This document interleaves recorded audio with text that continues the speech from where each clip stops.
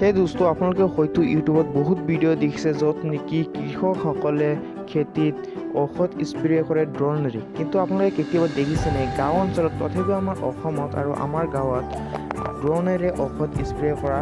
চ' বন্ধুসকল আজি আপোনালোকক দেখাম ইমানেই কৃষকসকলে আধুনিক হৈ গৈছে, ডিজিটেল হৈ গৈছে যে কৃষকসকলে খেতিত ননমাকৈ ড্ৰোনেৰে ঔষধ দিয়া আৰম্ভ কৰি দিছে। চ' দোস্ত আপোনালোকে চাবলৈ পাৰিছে আমাৰ গাঁৱৰে দৃশ্য হয়, ঘৰতে বহি আছিলোঁ, হঠাতে মানে ড্ৰোনৰ এটা শব্দ শুনা পালোঁ। তো ওলাই আহি দেখিলোঁ যে ড্ৰোনেৰে ঔষধ দিয়া হৈ আছে খেতিত।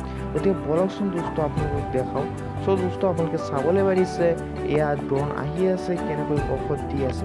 আৰু এই ড্ৰোনৰ মূল্য হৈছে আপোনাৰ, অৰ্থাৎ প্ৰাইচটো হৈছে 18 লাখ টকা। আৰু আপুনি 100 টকাৰ পৰা 150 টকাৰ ভিতৰত আপুনি 1 বিঘা মাটি ঔষধ দিব পাৰিব, কম সময়ৰ ভিতৰত আৰু কম কষ্টৰ ভিতৰত। গতিকে আপোনালোকে চাবলৈ পাৰিছে কেনেকৈ ঔষধবিলাক দিয়া হৈ আছে, আৰু ইফালে চাবলৈ পাৰিছে কণ্ট্ৰল কৰি আছে। গতিকে আপোনালোকে চাই থাকক কেনেকৈ ড্ৰোনেৰে ঔষধ দিয়া হৈ আছে মিউজিকৰ সৈতে, উপভোগ কৰি থাকক। গতিকে চাই থাকক দোস্ত।